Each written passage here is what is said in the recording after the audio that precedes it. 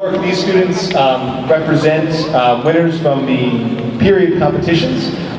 My name is Olivia. My name is Josue. My name is Sandy. My name is Angelica Carper. My name is Sarah Bear. My name is Julia Parker. My name is Ariana Texera. My name is Adriana Perigo. My name is Jamal DeSanto. My name is Catherine Rodriguez. My name is Harissa Greer.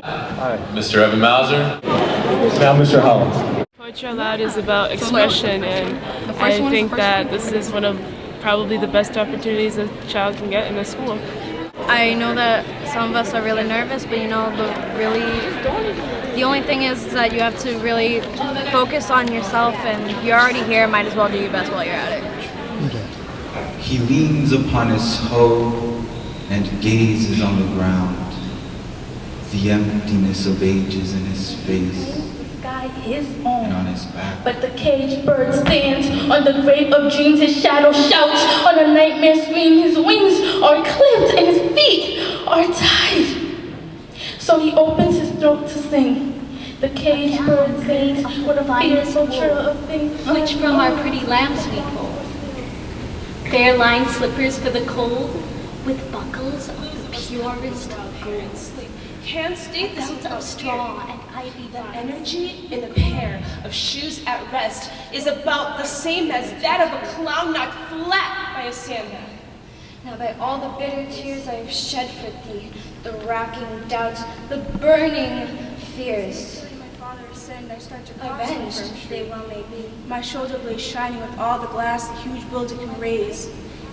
Now I must turn around and face it, and know his one pain from the others. Trying to decide who reminds you of. No one, surely, whom you've ever hated or loved. But yes. And when wide world is bitten and gored, we are the music makers. And we are the dreamers of dreams. Wandering by lone sea breakers and sitting by desolate streams. World losers and world forsakers, on whom the pale moon gleams, yet we are the movers and the shakers That of the world only forever. men incredulous of despair have taught in anguish through the midnight air, beat upwards to God's throne in loud access of shrieking and reproach, full desertness in souls as punched of God, leaf, silent Genesis. under the flange. Bound by the weight of centuries, he leans upon his hoe and gazes on the ground. The emptiness of ages in his face, and on his back the burden of the world. Who made him dead to rapture and despair? A thing that was not. Surrounded by bone, surrounded by cells, by rings of hell, by hair, surrounded by air is a thing.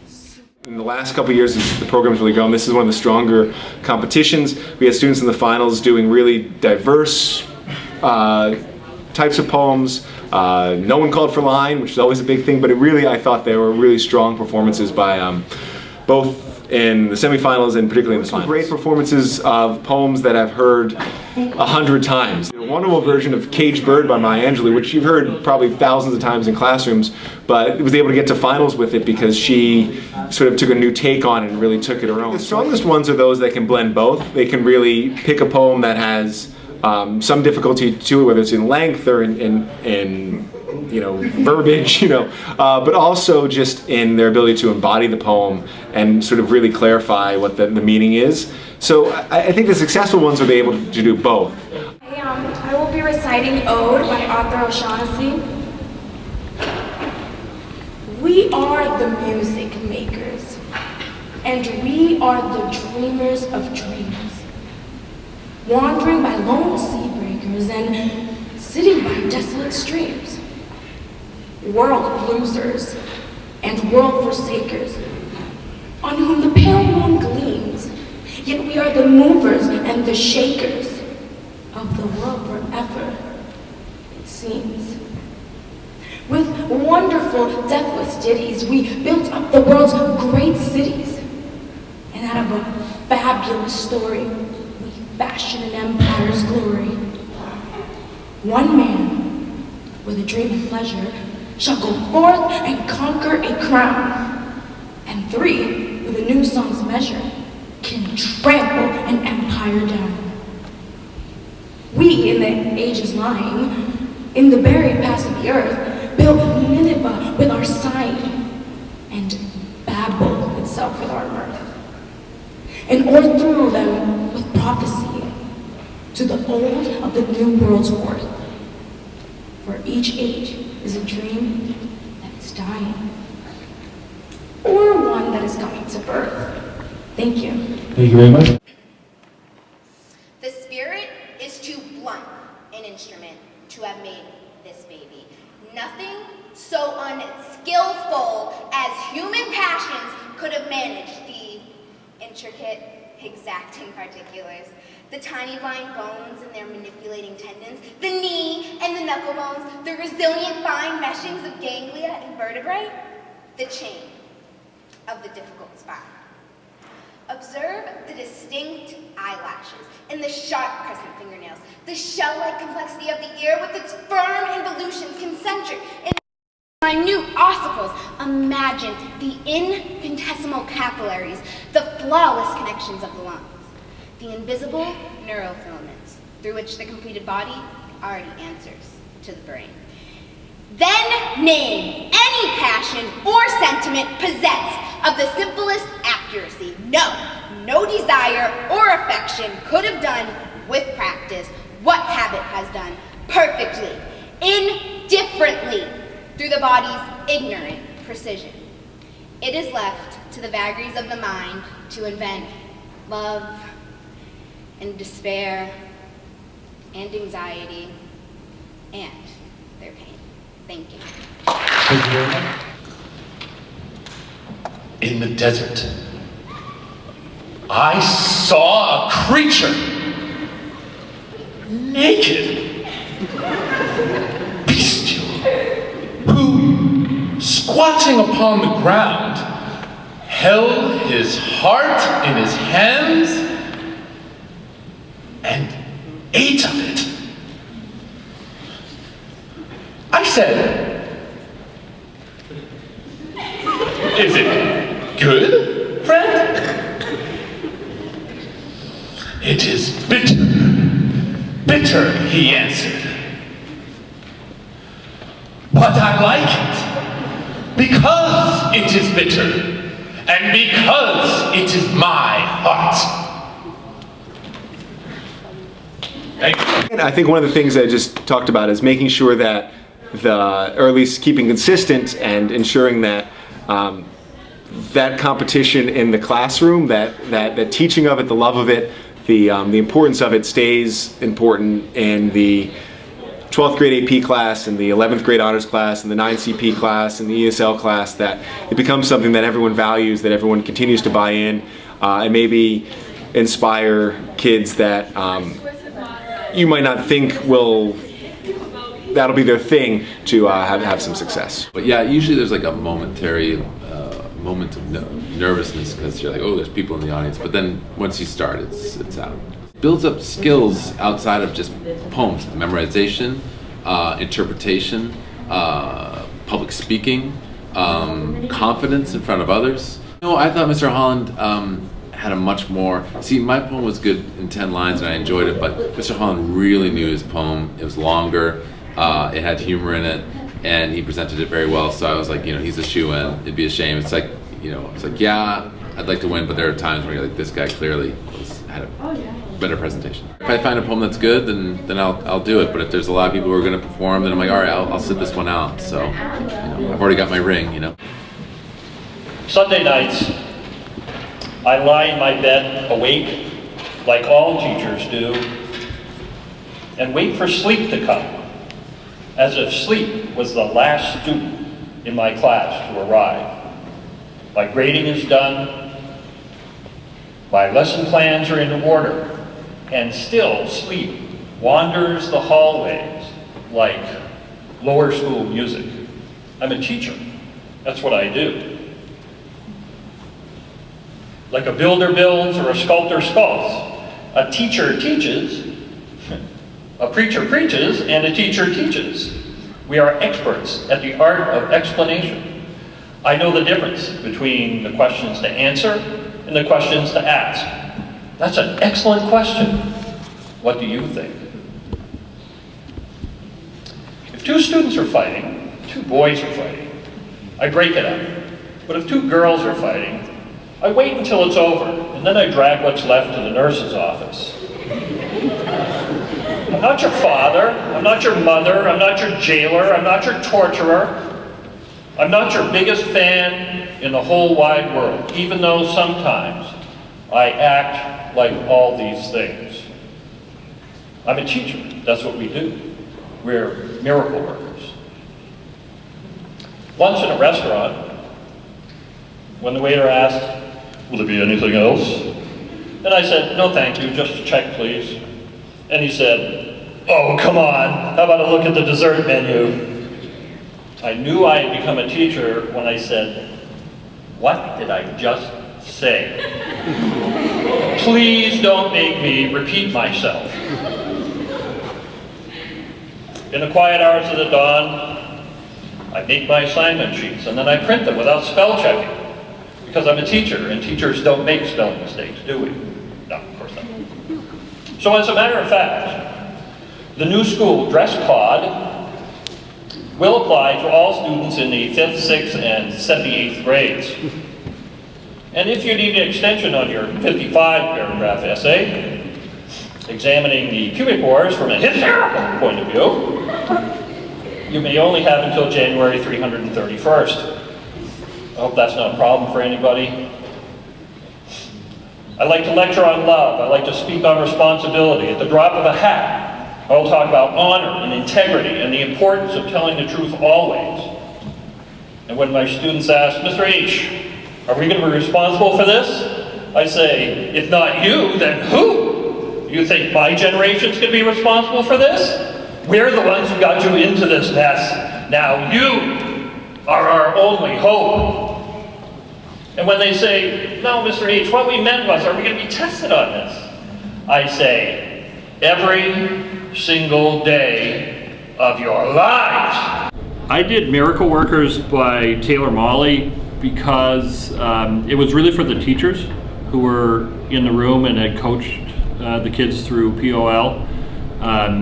Because it's a story of sort of what teachers do on a daily basis, and sometimes comfortable things, sometimes not, sometimes funny things, sometimes serious. And I actually talked to Mr. Walsh and changed some of the pronouns in it because I wanted to include all the teachers who were in the room at the time. And I also asked him if I could go last because I wasn't competing to read my poem.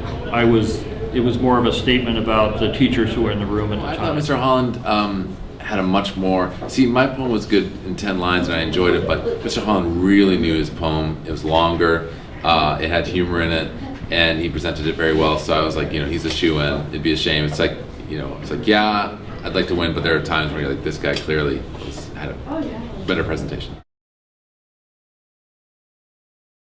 God made man in his own image. In the image of God made he him. Genesis. Bowed by the weight of centuries, he leans upon his hoe and gazes on the ground. The emptiness of ages in his face, and on his back the burden of the world. Who made him dead to rapture and despair? A thing that goes not and that never hopes, stolid and stunned, brother to the ox. Who loosened and let down this brutal jaw? Whose was the hand that slanted back this brow? Whose breath brought the light over his face? Is this the thing the Lord God made and gave? To have dominion over sea and land? To trace the stars and search the heavens for power? To feel the passion of eternity? Is this the dream he dreamed who shaped the suns and marked the ways upon the ancient deep? Down all the stretch of hell to its last gulf. There's no shape more terrible than this. more tongued with censure of the world's blind greed, more filled with science importance for the soul, more fraught with danger to the universe. What gulfs between him and the seraphim? Slave of the wheel of labor, what to him are Plato and the swing of Pleiades? What the long reaches of the peaks of song, the rift of dawn, the reddening of the rose? Through this dread shape the suffering ages look. Time's tragedy is in that aching stoop. Through this dread shape humanity betrayed, plundered, profaned, and disinherited, cries protest to the dredges of the world. A protest that is also a prophecy.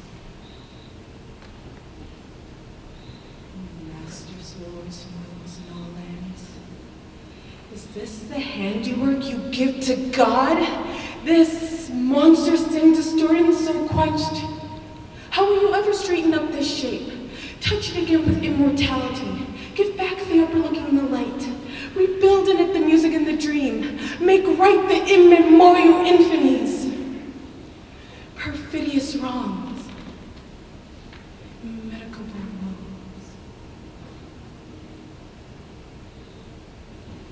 Oh, masters, lords, rulers, and all lands. How will the future reckon with this man? How answer his brute question that hour, when whirlwinds of rebellion shake the world? How will it be with kingdoms and with kings, with those who shaped him to the thing he is, when this dumb terror shall reply to God, after the silence of the centuries? I thought it was all about chemistry and like science and things like that, like the natural sciences, but then I realized like I'm not all science, I'm not all like chemistry, I can have some sort of different aspect of myself. Yeah, like it, because like I remember last year my poem was like The Blues Don't Change by Al Young, and I don't know, I thought there was some sort of rhythm to it, and I guess like I kind of like geared towards poems that have some sort of rhythm because I did Ecology this year by Jack Collum.